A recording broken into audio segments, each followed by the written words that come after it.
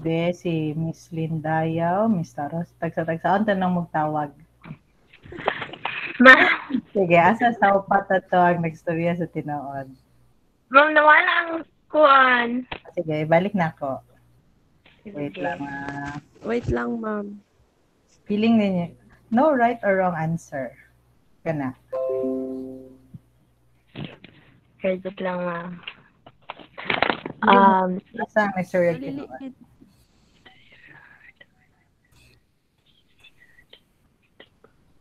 Miss Tauro. Wait lang, ma'am. Binabasa ko pa. Sige. It won't make any difference to your heart if your heart will need to pump hard. Yung ano, ma'am, yung boy na nakakap ng purple. Your brain will get too much blood. Why do you think na he's saying the truth? Um, siguro sa situation niya din, ma'am. What situation?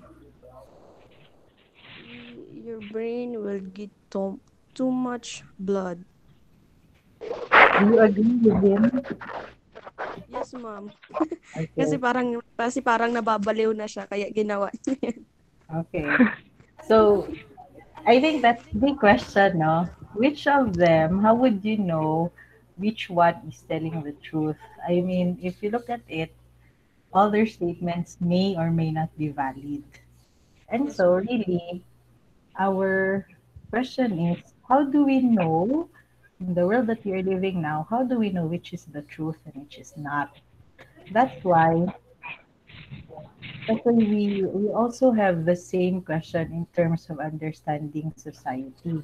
So we have a lot of questions. For example, number one, is poverty a choice or is it a product of the social system? So when you're poor, is it because you're lazy or you don't want to you don't want to be better in life? Or is it because you don't have a choice because you're born in that system and the entire world is just unfair to you, no opportunities for you when you are poor. And Yes, then ma'am. we have Social here, system. the kaang phenomena. You know what's kaang? Wala, ma'am. Diba, diba during the quarantine period, nakita ninyo sa Facebook nga daghan kayo ang nahimog plantito o plantita. Ay, Uh, have you ever wondered why that happened during the quarantine period? There was such a high demand of pots and people were busy bartering, nag-barter sila o plants. And it just happened during the quarantine period. So what went, kasi nahitabo nga nung nainana man ta, no? And then what you are experiencing right now, your flexible learning environment, where for the first time in history you only see your teacher in the virtual world and you get a lot of things. You get tagano mo assignment and then you learn it on your own. Nga sa una, di ba, what we do is we have our teacher in front of us and we're on the yes, screen. ma'am. Mm. There's a big difference. There is a big difference. Yes, And ma'am. then there's another question, can there ever be peace? In fact, unsa day gyud ang meaning sa atong ginatawag nga peace? Can you really achieve it?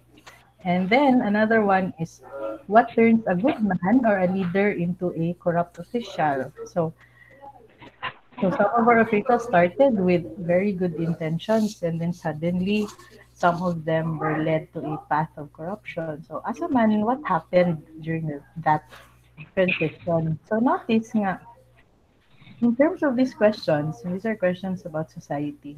We also have this problem of how do we reach the truth? How do we answer these questions in such a way that it's valid and it's true?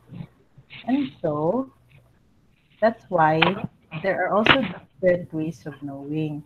So based on your readings, there are many ways of how we arrive at knowledge and how we reach the truth. First, for example, we have authorities or experts.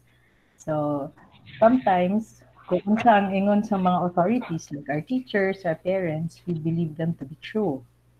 Pag moingon inyong teacher nga this is red as apple, you think it's true because it's from your teacher. When you read it from the book and the book is an encyclopedia, or the book is written by somebody who is famous, we think it's true.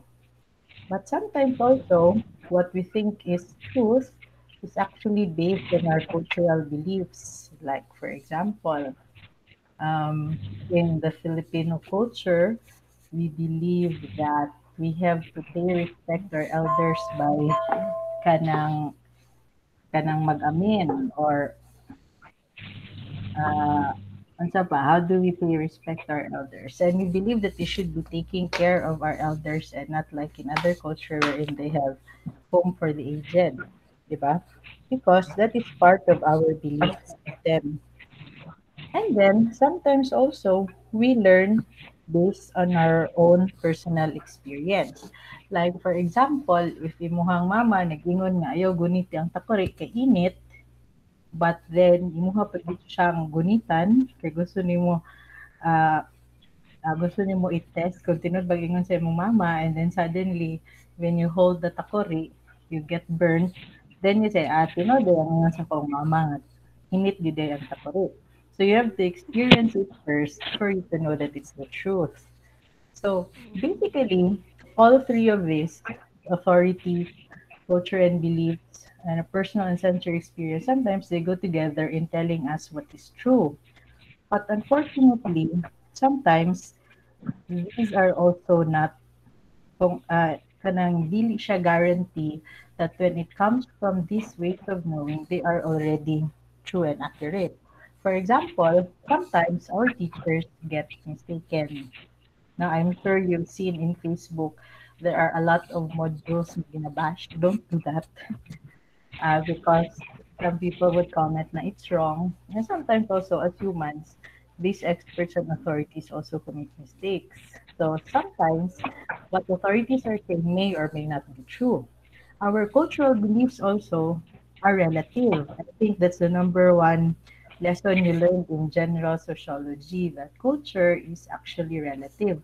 What is accepted in one culture may not be acceptable in another. For example, there are cultures who practice what's man nga, uh, culture like mm, children brides, marry off young children at a young age, not 9, 10, 11, you marry them off because that's part of their culture. And if it's acceptable in that particular community, other cultures have no right to say it's wrong. So relative ang culture, so not necessarily nga all cultural beliefs can be classified as truth or not. Sometimes also our personal and sensory experience are not always the truth, because sometimes we have our own biases, and this can cloud our judgment of whether it's true or not. Hence, knowledge. This is an illustration of the justified true belief analysis of knowledge by the philosopher Gettier, Edmond Gettier, in 1963. And he said, nga, ang knowledge daw kuno, if this is your belief, ang imong gituuhan, ug mo ni ang kamatuoran, ang knowledge is the intersection sa ila duha. What you believe, what is gituuhan, o what is the actual truth. Kung asa itong area nag-merge sila together, that is what we call knowledge. And knowledge needs justification. That's why it's justified true belief analysis. Justification meaning you should have evidences for it to be called as knowledge. Now, why are we talking about knowledge and means of knowing? Because research is one of the many ways that we get to earn knowledge.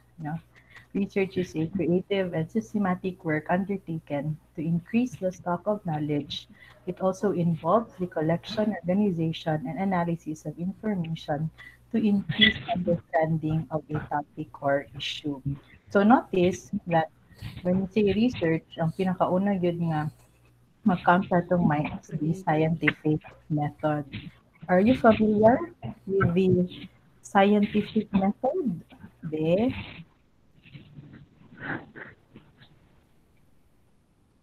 Okay lang, Richilin, kung di kayo mo madunggan. Sige. Scientific method. Can you tell me what you can remember about it? Need some basis, ma'am. Need some basis. Have you had your investigatory project in high school? Wala, Wala. ma'am. Why? Charot. What about in your senior high? Senior high. Yes, ma'am. You had research, di ba, in senior high? Yes, ma'am. Wait lang ha. So basically, your scientific method, which is the anchorage of research. Let's go back to the slide. Payat kayo mo. So let's refresh ourselves with the scientific method.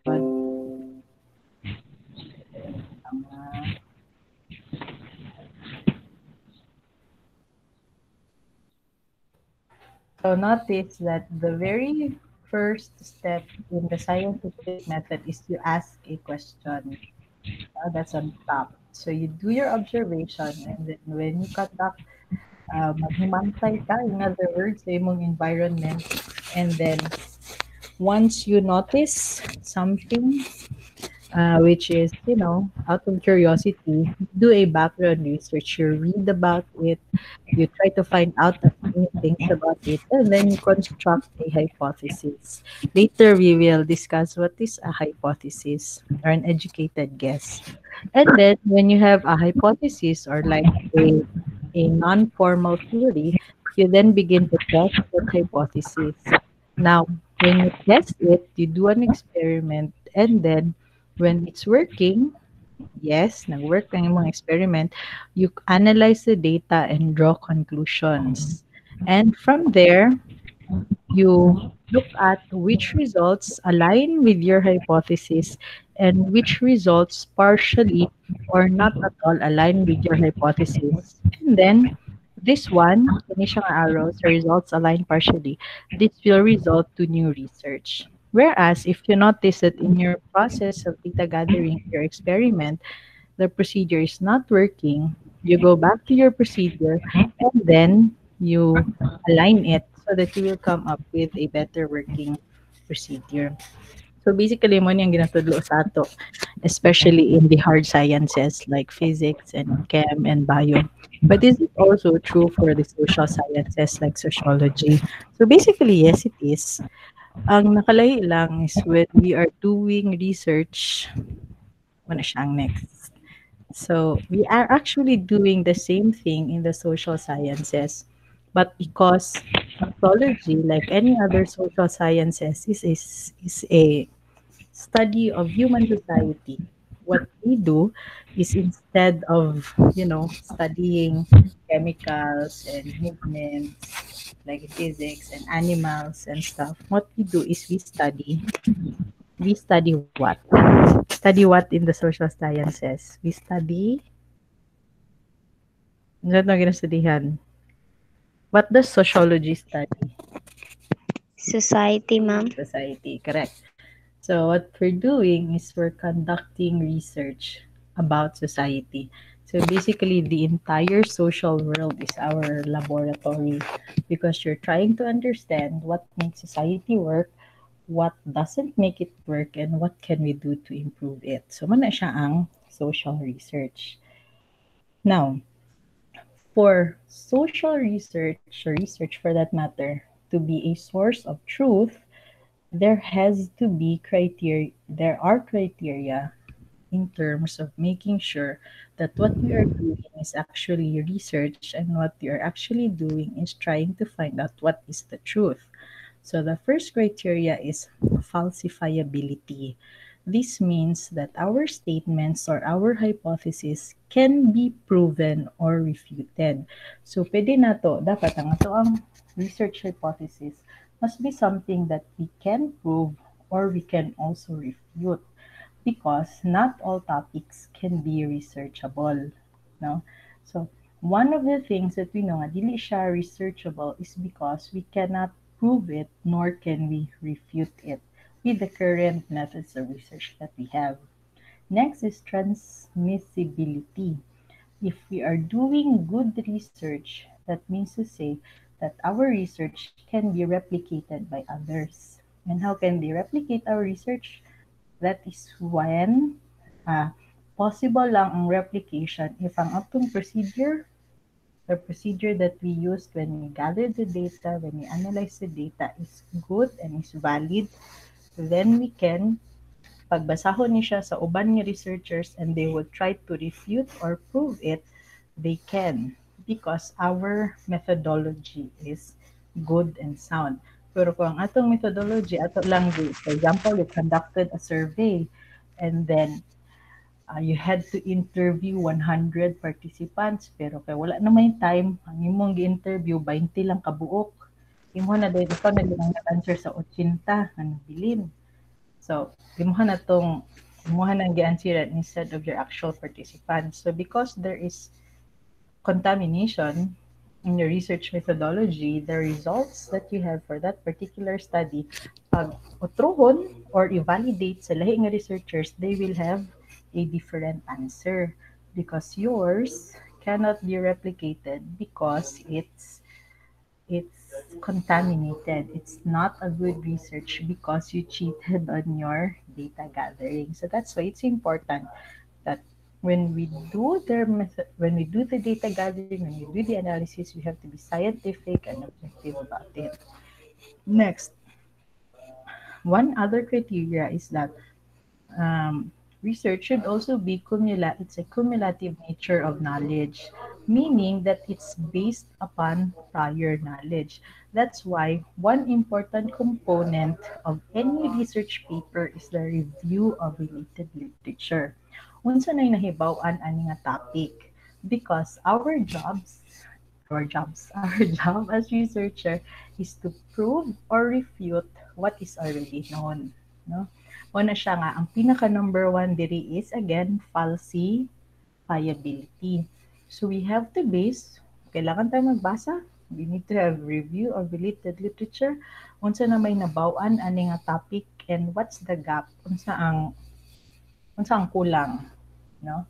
Because once we read something and we know nga, I do not agree with this theory or with this statement, I'm going to prove that this is not correct, then you're actually on the path of conducting a research. So again, it's always based upon prior knowledge. So, ang uban nga researchers, they do not like review of related literature because you have to read and read.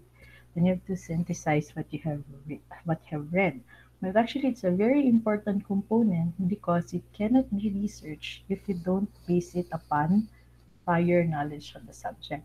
Sometimes also, this is the reason why there are some topics nga we call overstudied because wala na tayo, your research would be pointless if ang result nimo na kanang we can easily predict it because it has been proven so many times. So sa my point na mag-generate ka of new knowledge, mag-research ka na kung nabawa naman di siya sa previous studies unless you have good reason to believe that what we have known so far is not good. Remember nga, what we know does not last forever, no? Remember, before everybody thought that the world was flat. That, when, if this is the karagatan, diba, flat siya. If motabok ka sa iya, you would fall into an abyss. That's what the world knew back then. That the world was flat. And then here comes Magellan, the first person who circumnavigated the world.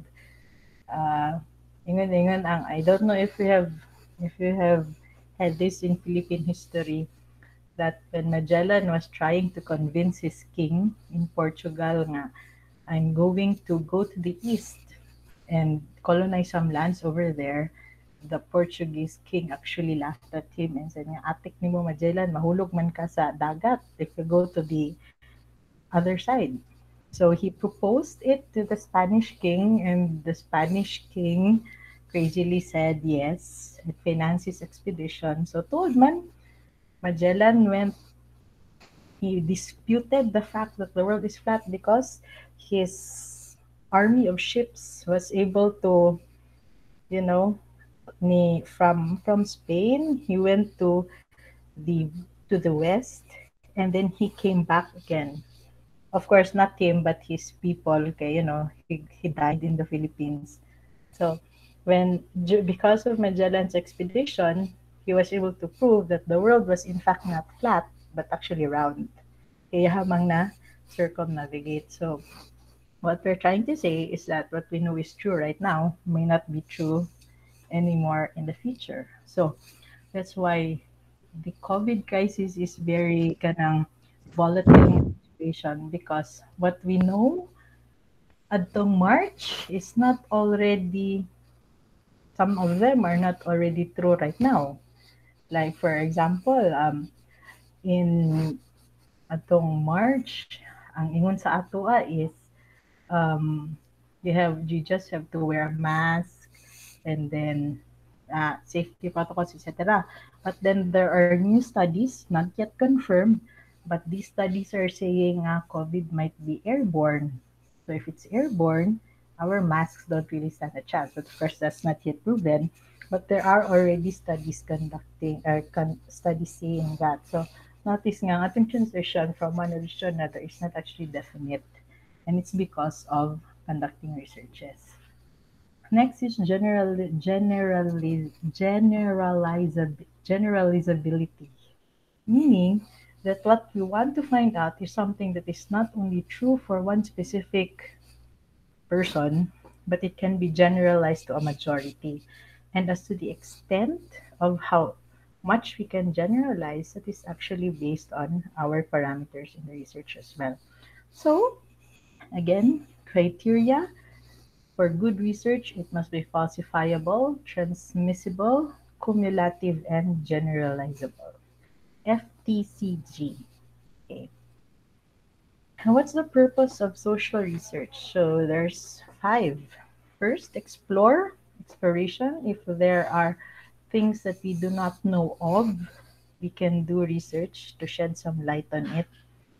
Then we can also use social research as this to describe phenomenon, like describe the kaang phenomenon unsa day nang gakahitabo sa mga tao, unsa yung hitabo sa mga tao adtong middle of the pandemic when everybody bought a lot of kaangs. Or another phenomenon was the barter phenomenon, di ba? Na also during the quarantine period. So nganong nganong nigawas mo na sila nga mga behavior sa mga tao during quarantine simply because the people are stressed, wala sila lingaw kaya naka-quarantine or what. So that's basically one thing that we can find out due to research. Then we also have explanation. You want to explain what's the connection between buying a lot of kaang and pots and a feeling of security during the pandemic. So cause and effect. Pwede po na. You'd like to explain unsa epekto sa online learning sa grado or sa natun-an sa mga estudyante. Or we want to explain unsa effect sa flexible learning sa welfare sa mga estudyante ug sa mga maestra. Is it good? Should we continue it? Are you okay with this kind of setup? So that's basically part of one purpose of social research. And of course, you have community change or action. So if you find that in a certain community or in a certain organization or institution, there is a problem, an existing problem, then you can do research to find a solution to that. And of course, to evaluate. You evaluate the effectiveness, the impact of a certain program or a certain action. Like for example, inyong i-evaluate if you want to, in the near future, evaluate the impact of flexible learning or the impact of online learning on students. So you can also conduct social research for that. Hence, if we have this purpose of research, we actually have different kinds of researchers then. We have exploratory, when your research is for exploration. We have descriptive research when it's done for description. We have explanatory research, cause and effect. We have action research for community change or action. And we have impact studies, or sometimes we call this effectiveness studies for research conducted for evaluation. Now, there are two basic types of research design. When we say research design, we mean to say ang framework or ang structure sa atong research, no? Kung balay pa ni siya, mao ni siya ang tawag na. This is the skeleton of the house, the foundation of how you're going to conduct research. So basically, like we do quantitative or quantitative, depende kung English or British English, American or British English.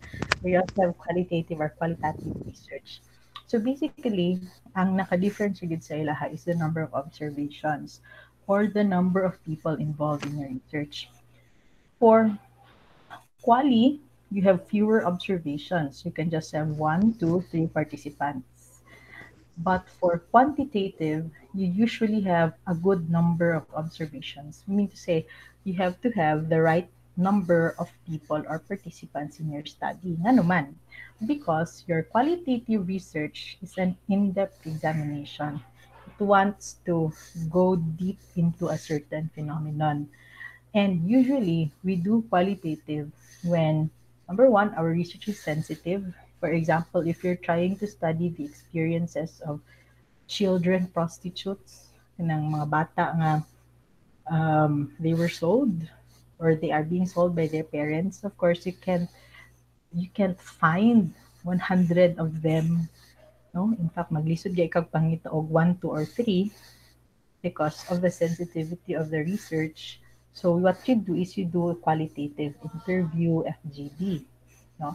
If you want to study, for example, cancer patients and you want to look at their experience, you cannot capture that experience with a survey. You have to interview them and ask them what is their experience of being when they learned that they had cancer, when they're going through treatment, and what what are they thinking now at this point in their life lugar. So that's quali.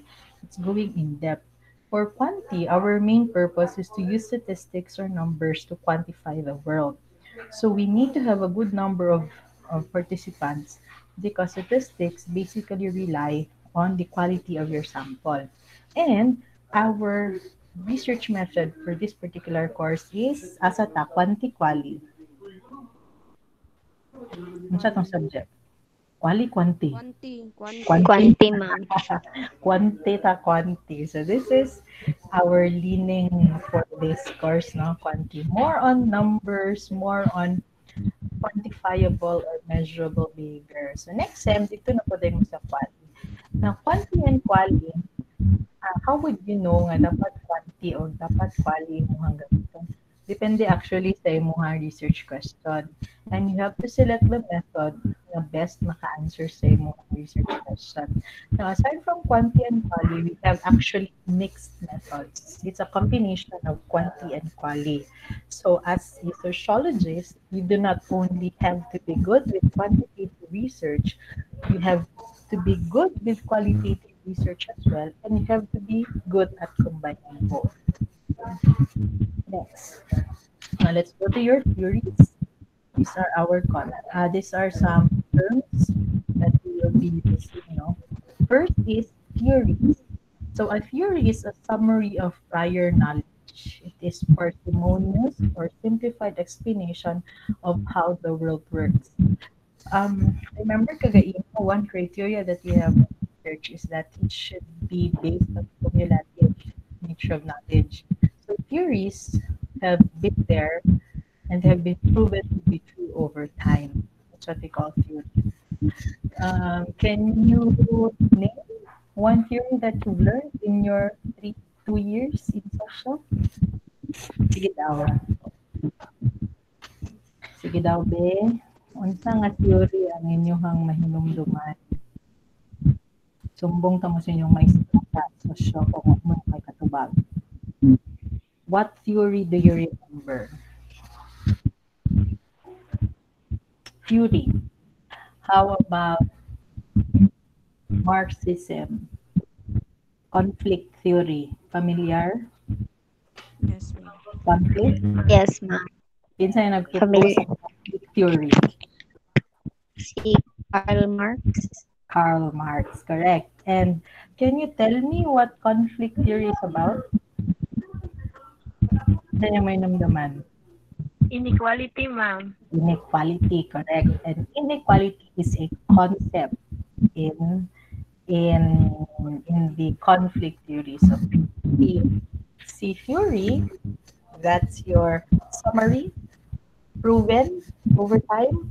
And then each theory has concepts that describe it. So as you have mentioned, si conflict theory, muna siya ang theory ni Marx about inequality and about the bourgeoisie and the proletariats. So, sa concept, sa kini siya nga conflict theory, na din tayo concepts. And number one, you have the concept of inequality. Ano sa tayo concept na inyong ma-remember sa conflict theory? Starts with the letter P. You have power, right?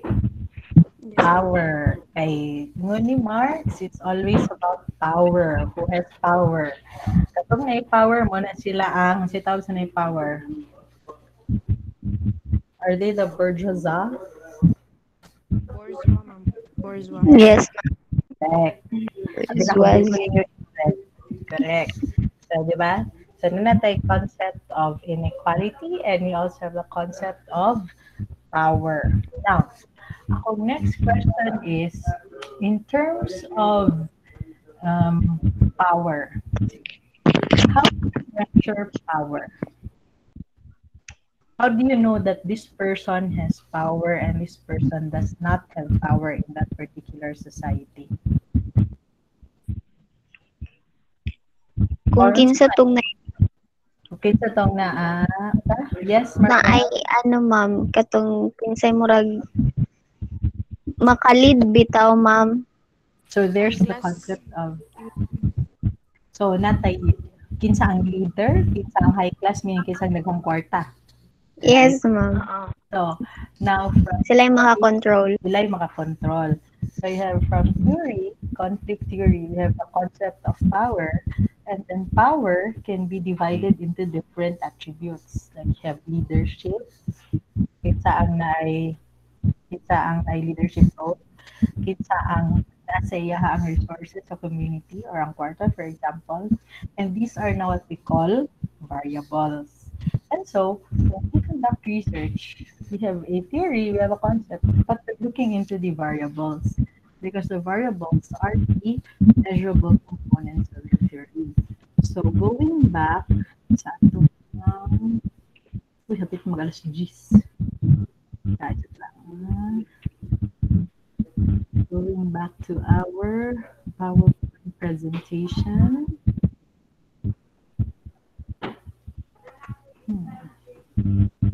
Naman po.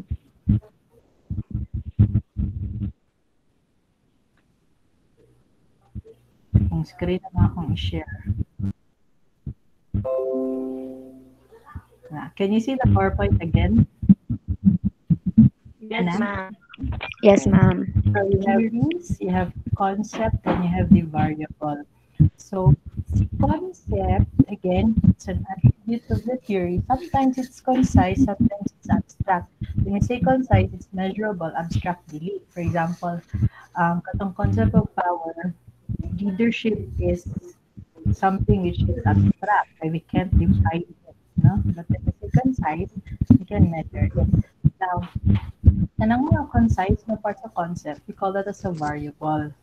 And for it to be measured, we need to operationalize it. Sometimes we need to define.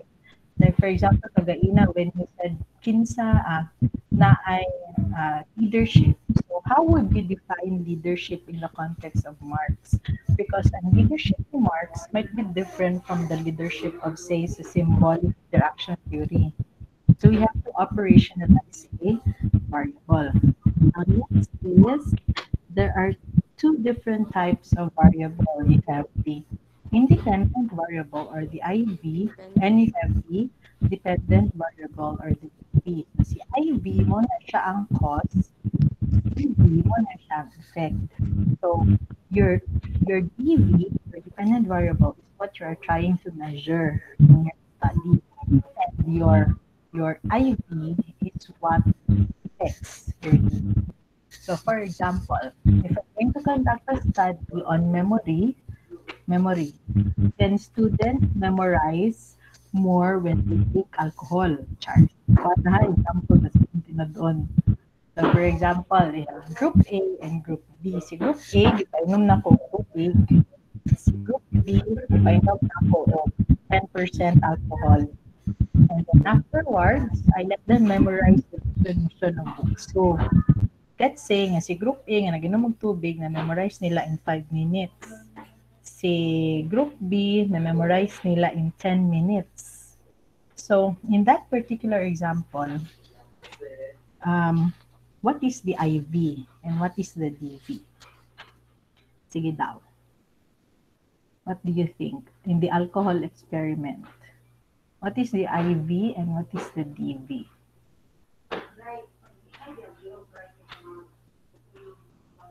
What do you think?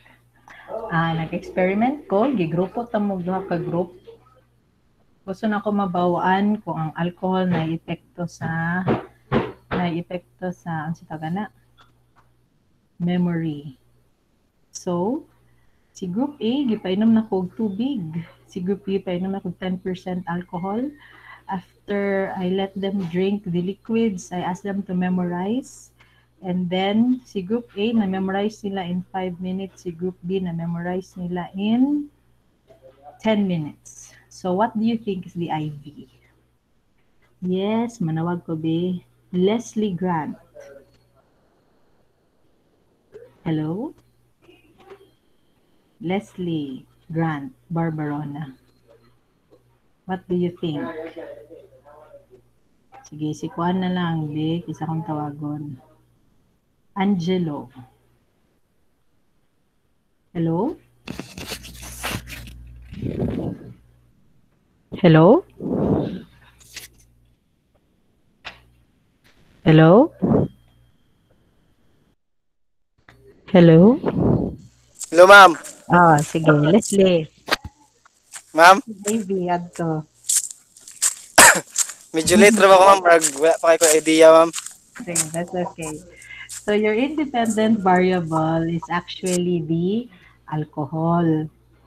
Because mo na siyang imuhang gi-vary sa imuhang experiment. Ang isa, 0% because it's only water. The other one is 10%.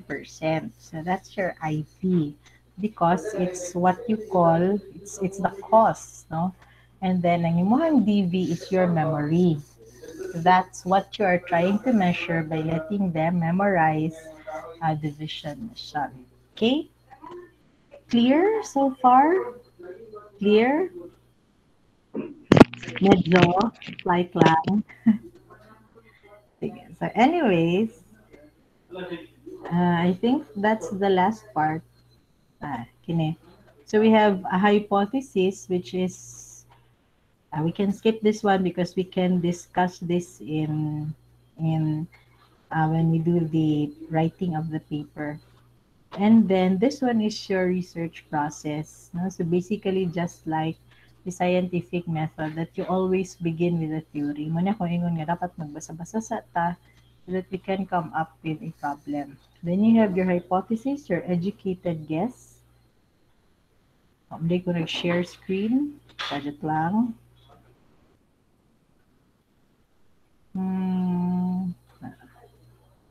So this is your research process. So again, we're starting off with the theory. You have to read and find out what's the gap in what you already know. Then you develop your own hypothesis, your educated guess, kung sakto or mali ba ang theory.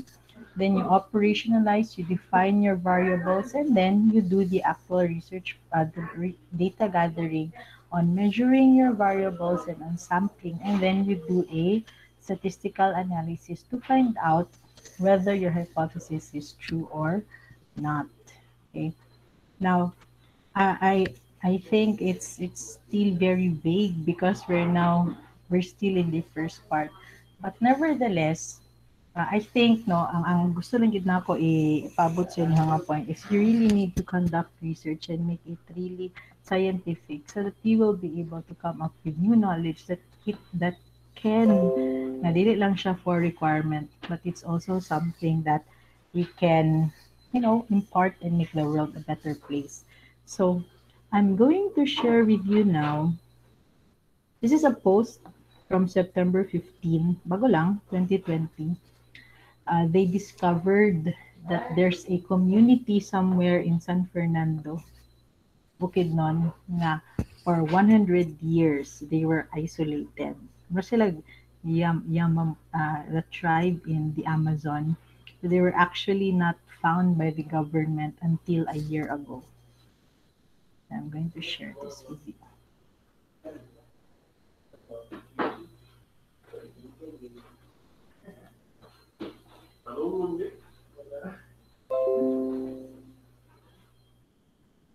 Ah,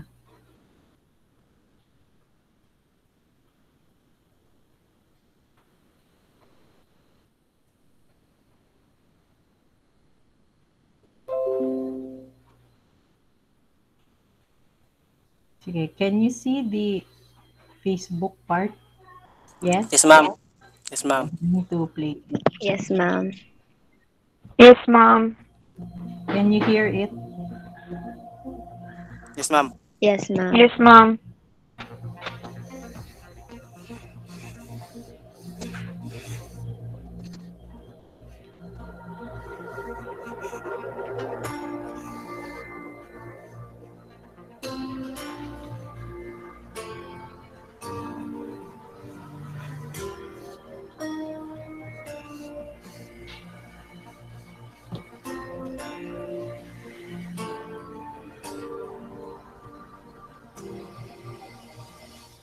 Will bring me to a remote village called Sitio Tapayan. Isang komunidad ng mga tribong simula nung ipinanganak sila ay hindi inabot ng gobyerno. Walang kalsada, walang eskwelahan, walang patubig, ni walang simbolo ng gobyerno.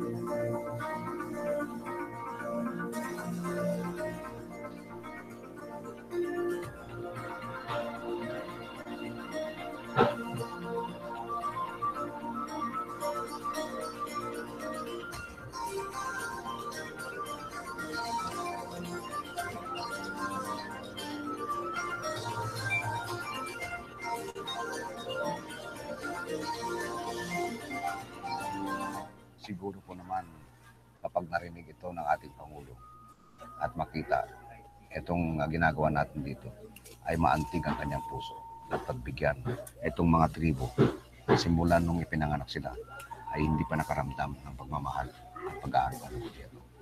Mula po dito sa malapit sa Sitio Tapayanon, Kapalong, Davao del Norte, in the middle of nowhere at 500 meters above sea level.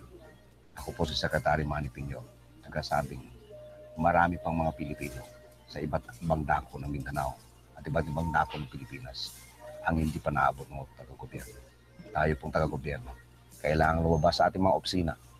Kailangan pong maglakad ng konti sa labas ng ating air-conditioned ng mga opisina sapagkat marami pang mga Pilipino ang nag-aantay ng pagmamahal at pag-aaruga ng gobyerno.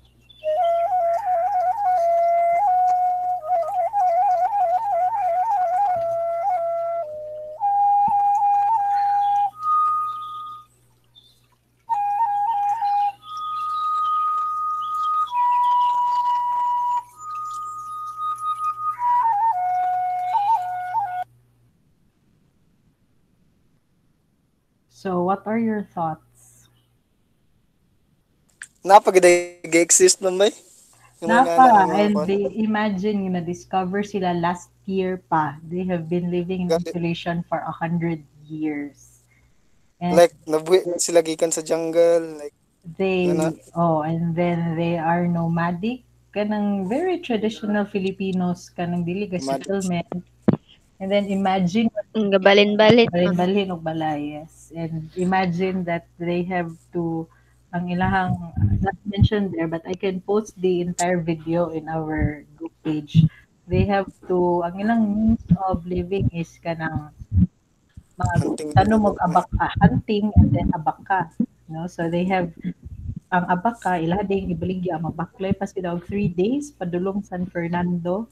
And then makakuha lang sila 50 pesos sa ilahang abaka. Kung balik ya. And then the first thing that they would buy is salt, asin. Because remember, in our tradition, dili pwede mahutan og asin ang balay. So imagine that, nanay na kinabot for 100 years and last year pa sila na-discover by accident. And imagine, if you are So, yes, wala gid lugar na kwan ma'am na nahibalaan sa taga San Fernando nga nag-exist nga mga muna pa, last year pa lang sila nahibawan because katulagi ang army ang nakadiscover because they were trying to pursue communists and then accidentally ilang na-discover ang tribe. And imagine, nakita nila when they first arrived in the area, they still had no clothes on, no?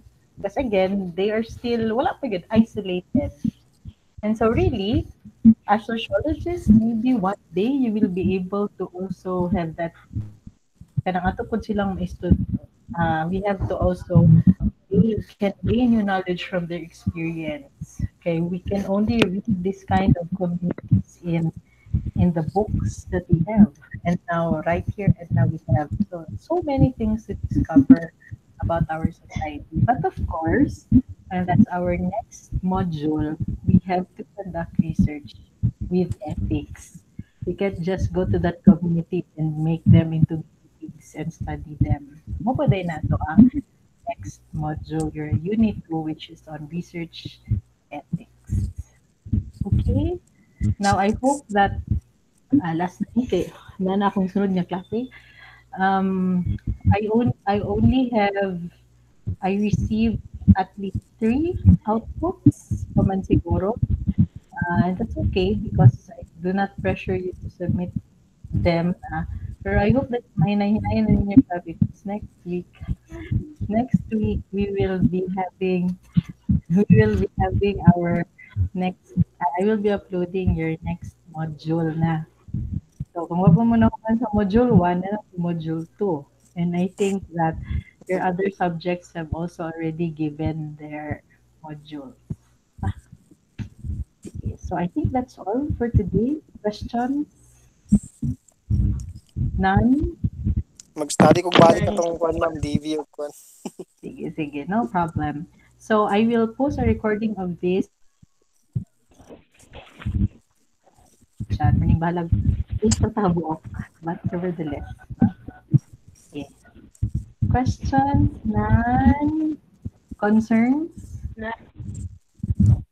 Sige, can you turn on your camera so that I can print screen you? Ang tawon, wala Ma'am, balik kog ma'am. I will post the full video of the community that we watched in our group page. Sige, okay na mo? Sige, 1, 2, 3, smile. Okay. Thank you for coming. Bye. Thank you Bye, po ma'am. Thank you, ma'am. Bye, ma'am.